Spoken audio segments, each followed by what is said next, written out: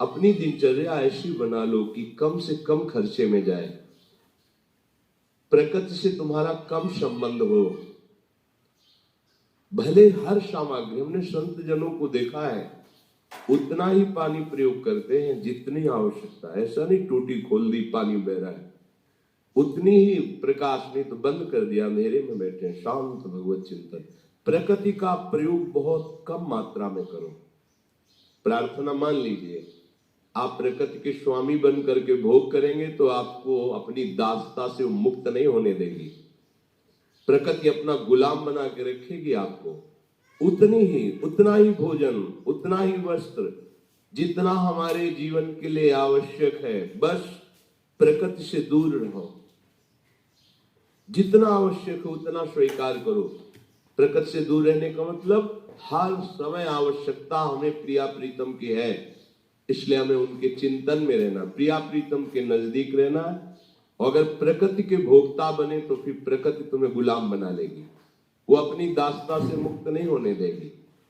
जितना आवश्यक है उतना। अगर आप पैदल चल लेते हो, आपका स्वास्थ्य ठीक है, तो आप पैदल चलने की चेष्टा करें। वाहन रिक्शा करने की जरूरत नहीं है। 10 मिनट पहले चलिए, आपका शरीर स्वस्थ रहेगा, भजन बनता रहेगा। अकेले चल रहे झूमते हुए, कोई पद गुनगुना रहे हैं, नाम चिंतन करें, या 1-2 साधक साथ चल रहे, नाम जप कर रहे। जरूरी है 4 कदम जाना है, रिक्शा में बैठ जाओ। इतना शरीर को सुकुमार कर लिए हो, प्रकृति का वार सहने की ताकत नहीं रह गई। आप सच्ची मानिए, जितना आप प्रकृति का सुख भोगेंगे उतने प्रकृति आपको दबा देगी। गंगा के किनारे रहते थे, 10 वर्ष हमें याद नहीं कभी जुकाम हुआ होगा, तीनों टाइम गंगा स्नान होता था। मेरे बात नहीं लगेगा क्योंकि आप साधक हैं। हम प्रकृति के गुलाम बनते जा रहे हैं तो हमारे अंदर सुख देवे को चाव नहीं आएगा, सुख लेवे को चाव आएगा।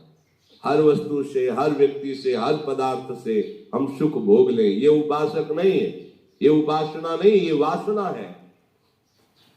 हमें वासना को उपासना में बदलना है। फिर ध्यान दीजिए, प्रकृति की उतनी ही वस्तु प्रयोग कीजिए जितनी अत्यंत आवश्यक है। जीवन में कभी साबुन तेल का प्रयोग नहीं होगा, पूरे जीवन। कभी कोई हम काले कलूटे ऐसे तुम्हें दिखाई दे रहे हैं क्या कि भाई वो क्रीम नहीं लगी, साबुन नहीं? भगवती तेज से संपन्न उपासक होता है। भले त्वचा का रंग सांवला है पर हृदय में तो गौर श्याम विराजमान है, उनका प्रकाश होता है। साधु को साबुन लगाने की क्या जरूरत है? अच्छा, कपड़ा है फट गया तो सिल लिया है, रजी तो लगती है, पानी से धो लिया, क्या जरूरत है प्रकृति के विविध प्रकार की साबुनों की, वस्तुओं की? जितना आप प्रयोग करेंगे उतनी गुलामी होगी। आप तर्क कर सकते हो, बहुत बढ़िया है आपके पास बुद्धि एक दूसरे पर, लेकिन हम आपको जो कह रहे हैं जब वो धरा आ जाएगी ना तो फिर इन सब बातों का कोई महत्व तो नहीं रहता, लेकिन वहां तक इस बात का महत्व रखना पड़ेगा। अगर आप प्रकृति का भोग करेंगे तो प्रकृति आपको मुक्त नहीं होने देगी। शब्द याद कर लीजिए, वृंदावन के सिवा कभी जीवन में ऐसे मंजन नहीं हुआ। कोलगेट आदि जो कहते हैं, कभी गंगा जी की बालू वही ऐसे हुई। कभी कहीं 1 रुपए का खर्चा जीवन में नहीं। चाय कभी नहीं पी। चाहे क्या मतलब, रोटी मिल जाए 2-4 दिन में तो भगवान की कृपा। गंगा किनारे कौन सा वहां कोई 56 भोग लिए बैठा है? चित्त वृत्ति को निरंतर भगवदाकार करने के लिए प्रकृति के संयोग का कोई भी चिंतन न रह जाए। बहुनाम जन्मनामन्ते ज्ञानवान माम प्रपद्यते। ऐसे थोड़ी भगवदानंद की अनुभूति होती है।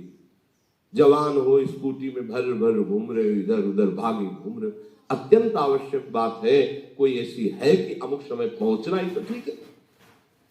नहीं, आराम से टहलते हुए जा रहे हैं, राधा वल्लभ श्री हरिवंश चिंतन करते चले जा रहे हैं। ये जो आपकी सुख वृद्धि बुद्धि में आ गई है प्रकृति जन्य भोगने की, ये आपको परमात्मा प्राप्ति होने में बाधा खड़ी करती रहेगी। आप ध्यान से सुन लो। हम बहुत अच्छे अच्छे महापुरुषों का गंगा किनारे दर्शन, स्पर्श, संभाषण आदि प्राप्त हुआ, देखा है। केवल उतना ही प्रयोग जितनी आवश्यकता है, अन्यथा नहीं। दूसरों को पवाने में बड़े प्रवीण और अपने पाने में बहुत संकुचित। एक तरी नाम का आश्रम है गंगा किनारे, भ्रमण करते समय मिला हुआ श्री पूज्य स्वामी सुरेशानंद जी महाराज। कई संत पहले से वहां विद्यमान थे और भी संत, और जब सबको ऐसे लगता था जैसे बहुत पूर्व परिचित है, बड़े प्यार से सबको गुलगुला, पुआ, खीर क्या क्या बनवाया, और ऐसे उल्लसित जैसे कोई बालक आनंदित होकर के पवा रहा हो। दौड़ दौड़ के दिगंबर रहते थे, नंग।